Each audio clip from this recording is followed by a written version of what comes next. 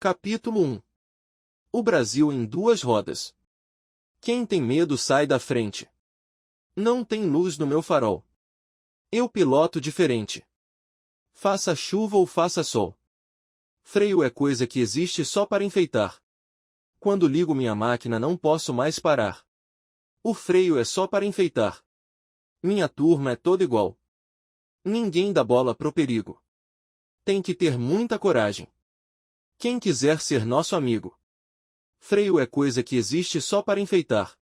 Quando ligo minha máquina não posso mais parar. O freio é só para enfeitar. A noite começa lenta. Que vai até o sol raiar. Nosso ronco é minha senha. Que faz garota desmaiar. Freio é coisa que existe só para enfeitar. Quando ligo minha máquina não posso mais parar.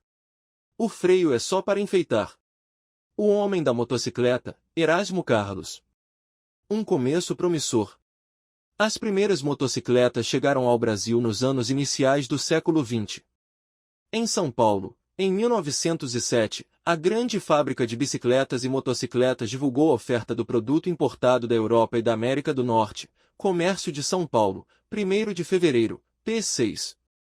No mesmo ano, no Rio de Janeiro, um anônimo anunciou a venda de uma motocicleta totalmente nova, tendo 4 cilindros. O que há de melhor? Jornal do Brasil, 29 de maio, p. 8. 2 anos depois, Automóveis J. Dias promovia um leilão de uma motocicleta de 2 cilindros, 6 HP, Jornal do Brasil, 27 de abril de 1909, p. 9. No decorrer do tempo, não só aumentou a oferta do produto como também a dos acessórios que facilitavam seu uso. Houve, ainda, as pioneiras iniciativas esportivas com o uso de motocicletas. Em 1904, o Jornal do Brasil, 17 de julho, p. 7, publicou o resultado de provas organizadas em São Paulo pelo Velo Clube Jacareiense, nas quais tomaram parte também os Velo Clube Paulistano e Taubatéense. É possível identificar que atividades semelhantes foram promovidas, em 1906, em Manaus, Jornal do Comércio, 6 de julho, p. 3, e Recife, Jornal do Recife, 6 de abril, p. 4. Ocorriam, também, os chamados desafios, que nada mais eram que aventuras pelos percursos que, na época, eram difíceis para os veículos automotores em geral. Em 1905, por exemplo, o Esporte Clube Internacional celebrou que, numa excursão de ciclistas de São Paulo a Santos, pela primeira vez um motociclista conseguiu realizar a façanha, pilotando uma Werner, uma moto francesa. Integrando-se à sociedade. Em 1903, um anônimo publicou no Diário da Tarde, de Curitiba, um anúncio comunicando que perderá uma sacola com ferramentas e acessórios adequados ao mesmo modelo de motocicleta, um indício de que a máquina de 2 rodas também andava pelas terras paranaenses. Trata-se de mais um sinal de que não foi somente no Rio de Janeiro e São Paulo que a novidade foi logrando ocupar espaço. Até mesmo por isso, logo surgiu a necessidade de se estabelecer uma regulamentação de seu uso na esfera pública, no cenário de cidades que cresciam e já lidavam com a novidade de ter os automóveis dividindo espaço com bicicletas e antigos meios de transporte tracionados por animais. As sensações de risco e perigo eram iminentes.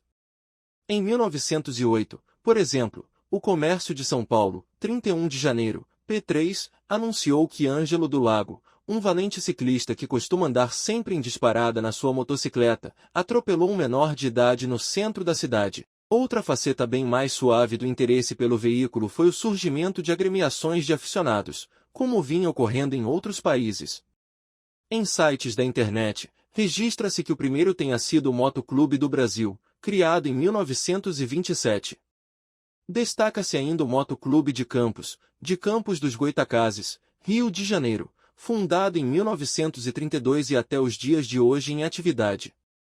No entanto, desde meados dos anos de 1910, há evidências da existência de associações similares, tais como o Clube Motociclista Nacional, estabelecido no Rio de Janeiro. Clubes e associações. Fundado no dia 12 de outubro de 1916, o Clube Motociclista Nacional propunha-se a desenvolver o motociclismo em todas as suas modalidades. O País, 14 de outubro de 1916, p. 6. Foi muito ativo nas décadas de 1910 e 1920, promovendo eventos diversos, reuniões sociais, excursões, campeonatos de diversas modalidades. Junto com outras agremiações de motociclistas, também reivindicava melhorias da legislação e das condições das estradas, bem como combatia qualquer tipo de preconceito que cercasse a prática. Há evidências de que um motoclube do Brasil tenha sido fundado, no Rio de Janeiro, em 1912, seguindo-se depois de outros criados em distintas cidades. Basta dizer que em 1916, o Autopropulsão, um periódico que se apresentava como Revista Mensal de Motorismo, informava representar as seguintes associações, além do Clube Motociclista Nacional, Rio Moto Clube, fundado em 1915, Motoclube de Juiz de Fora, criado em 1914, Motoclube Itália, 1915, Motoclube Curitiba, 1915, Motoclube de Ponta Grossa, 1915, Motoclube de São João del Rei. Em 1917, se somariam ainda o Motoclube do Brasil, o Prudentópolis Esporte Clube e o Nicterói Moto Clube. Mesmo com tantas associações, o motociclismo ainda era uma prática bastante restrita, mais usual entre pessoas das elites econômicas, até porque o veículo era caro. Somente quando melhor se estruturou a industrialização nacional que se apontou um caminho de maior difusão da máquina de duas rodas. Nesse sentido, a sua trajetória no país tem relação com o desenvolvimento econômico em geral. A criação da Companhia Siderúrgica Nacional, que começou a operar efetivamente em meados dos anos de 1940, abriu caminho para a instalação de um parque industrial de maior porte. Nos anos de 1950, surgiram as primeiras fábricas de automóveis no Brasil. Em 1951, a Monarch passou a fabricar o primeiro ciclomotor do país, a Monareta, mas ainda utilizando motor importado. Da mesma forma, a Lambreta e a Vespa se instalaram respectivamente em São Paulo e Rio de Janeiro, produzindo veículos que rapidamente foram incorporados pelos movimentos juvenis que se formavam, como o rock e a Jovem Guarda. Os primeiros sinais de rebeldia.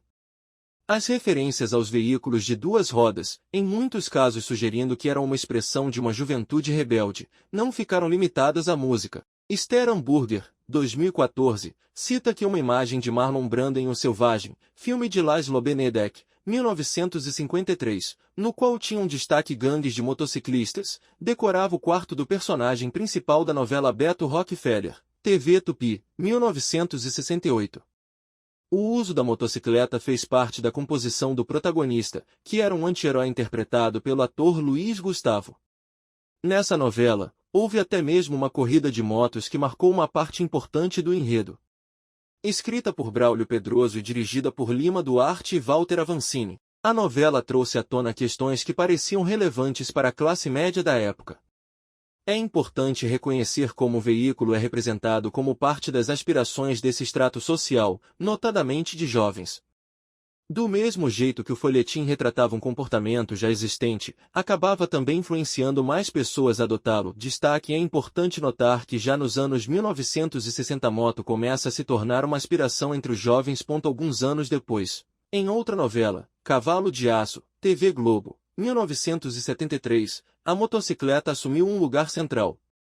O título da produção, a propósito, fez uso de uma gíria utilizada para definir o veículo de duas rodas.